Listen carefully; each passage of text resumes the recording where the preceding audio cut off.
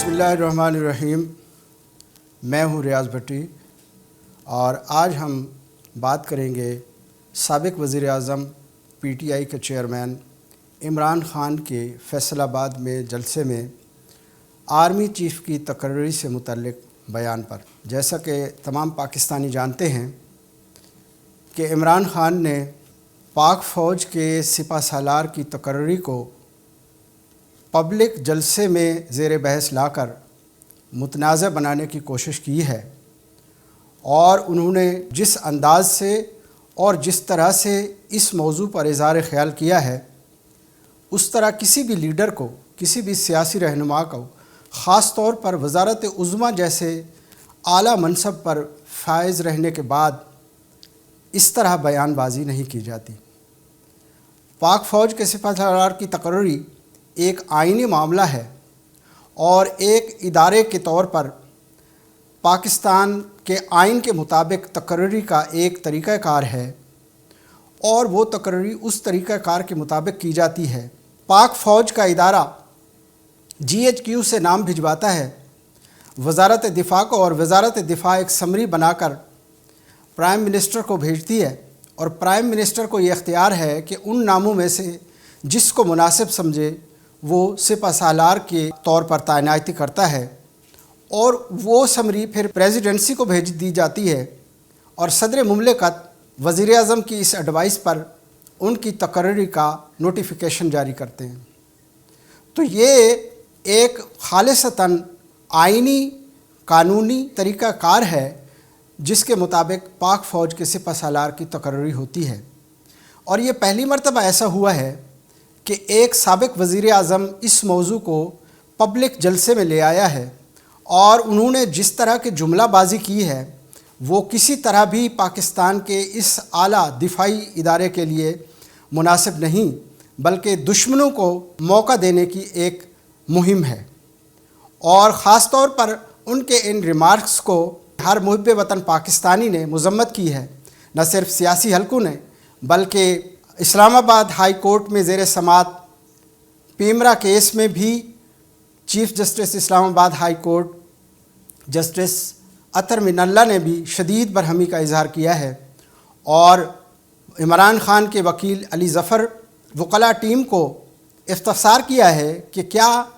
इमरान ख़ान क्या करना चाहते हैं कि इस तरह का पब्लिक में बयान देकर फ़ौज का मोराल नीचे नहीं लाना चाहते। क्या वो गेम थ्रोन के लिए हर चीज़ को दांव पर लगाना चाहते हैं और इस तरह का बयान देकर वो क्या करना चाहते हैं। इस तरह के सख्त remarks chief justice Islamabad high court अतर मिनल्ला ने आज दिए हैं। इसी तरह वज़ीर-ए-आज़म शहबाज शरीफ और वज़ीर दिफ़ा ख्वाजा आसिफ़ ने भी इमरान ख़ान के बयान की मज़म्मत करते हुए ये कहा है कि इमरान ख़ान अब मुल्क के दुश्मनों को खुश करने के लिए ये पाक फ़ौज के ऊपर कीचड़ उछाल रहे हैं, पाकिस्तान के इदारों पर इल्ज़ामात लगाकर उनको मुतनाज़ा बनाने की कोशिश कर रहे हैं और ये पिछले कई अरसे से पाकिस्तानी इदारों के ख़िलाफ़ नफ़रत अंगेज़ बयानात देकर पाकिस्तान को कमज़ोर करने की कोशिश कर रहे हैं और इसी तरह वो पाकिस्तान की मईशत को कमज़ोर करने के लिए मुख्तलिफ़ बयानात दे रहे हैं। ख्वाजा आसिफ़ ने कहा कि इससे साबित होता है कि इमरान ख़ान का एक ख़ास एजेंडा है जो मुल्क को कमज़ोर करने का एजेंडा है और दुश्मनों को फ़ायदा पहुंचाने का एजेंडा है। उन्होंने इस बात का भी इंदिया दिया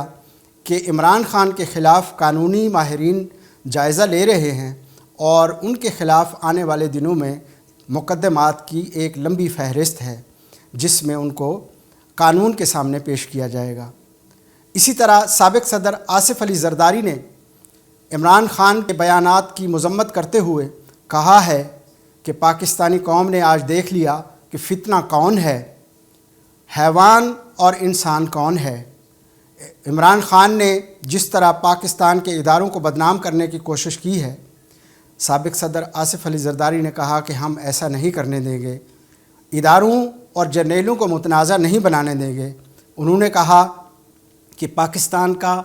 सिपाही से लेकर जनरल तक पाक फ़ौज का हर जवान मुहिब्बे वतन, बहादुर, पाक वतन पर जान निछावर करने वाला है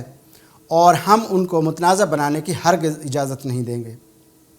افسوس کا مقام ہے کہ عمران خان نے جو زبان استعمال کی ہے، فیصل آباد کے جلسے میں انہوں نے کہا کہ یہ نواز شریف اور زرداری اپنی من پسند کا آرمی چیف لانا چاہتے ہیں اور ان کی کوشش ہے کہ ان کا اپنا بندہ آرمی چیف بن جائے تاکہ ان کو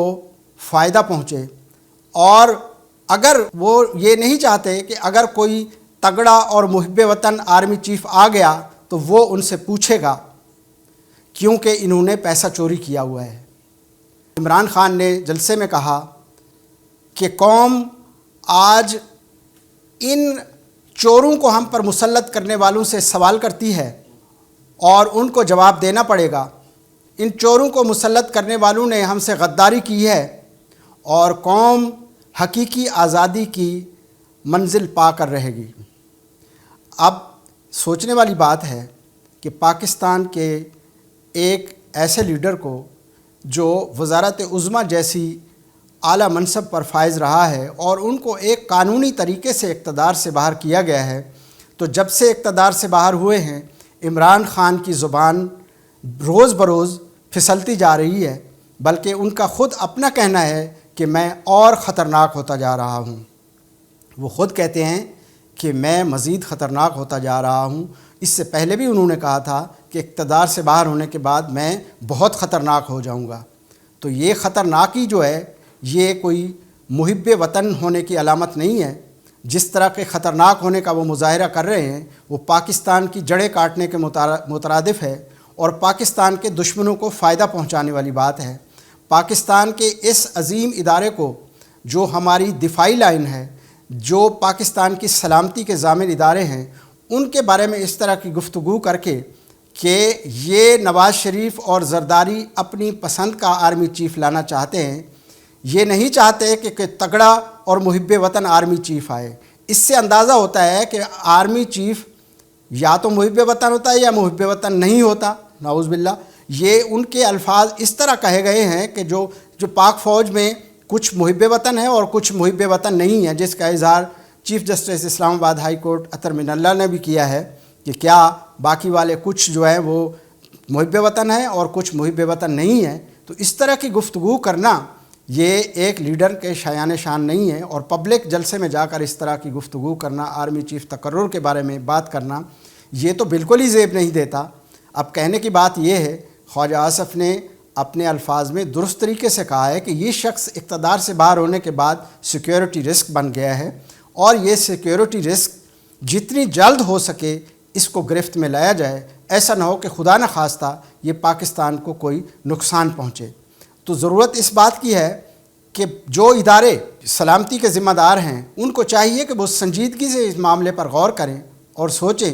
کہ یہ ایسا شخص، اس طرح کے بیانات دینے والا شخص جو ہے اس کو کتنی دیر کھلی چھوٹ دی جانی چاہیے۔ اس کو جتنی جلد گرفت میں لایا جائے گا، جتنی دیر کی جائے گی، اتنی دیر آپ کو مسائل کا سامنا ہوگا۔ یہ بھی سوچنے والی بات ہے کہ اس شخص کو اقتدار میں لانے کے لیے جس طرح کا غیر معمولی سپورٹ دیا گیا، جس طرح کی غیر معمولی سرپرستی کی گئی، آج ان لوگوں کو بھی اس جانب سنجیدگی سے سوچنا چاہیے کہ انہوں نے کس شخص کو اس طرح کی غیر معمولی سپورٹ دی، اور غیر معمولی سپورٹ کے نتیجے میں وہ اقتدار تک پہنچا، اور اقتدار سے محروم ہونے کے بعد وہ ان کے بارے میں کیا کہہ رہا ہے۔ وہ ان کے بارے میں کہہ رہا ہے کہ انہوں نے غداری کی۔ دوسرے لفظوں میں عمران خان کو ایک مرتبہ پھر سرپرستی چاہیے، اور وہ سرپرستی کی چھتری کے نیچے پھر سے اقتدار میں آنا چاہتے ہیں، اور یہ شایان شان نہیں ہے کہ سسٹم کو ڈی ریل کر کے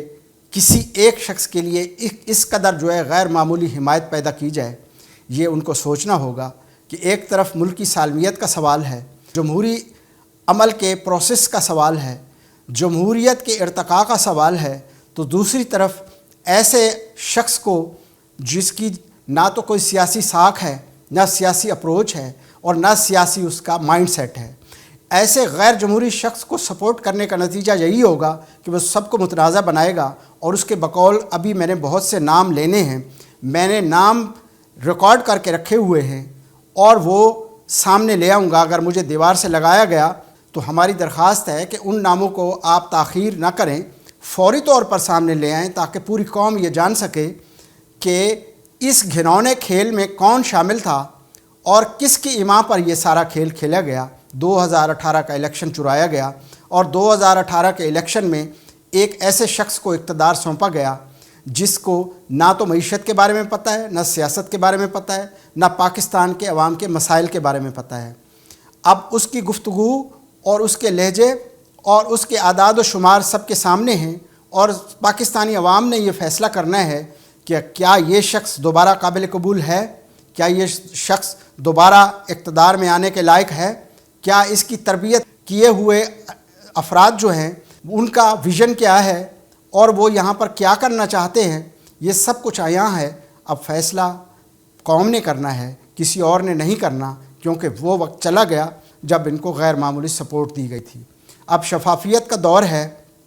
اور شفافیت کے دور میں امید ہے کہ شفاف الیکشن ہوں گے، اور شفاف الیکٹر وقت پر شفاف الیکشن ہی اس کا فیصلہ کریں گے کہ پاکستان میں اقتدار کا حقدار کون ہے۔ تو دیکھنا یہ ہے کہ اب ان کی غیر معمولی سرپرستی اور غیر معمولی سپورٹ جاری رہتی ہے، یا اس شخص کو ان کے بیانات کی روشنی میں قابل احتساب ٹھہرایا جاتا ہے۔ یہ آنے والے دنوں میں ثابت ہوگا۔ آپ بھی سوچئے گا، ہم بھی سوچتے ہیں۔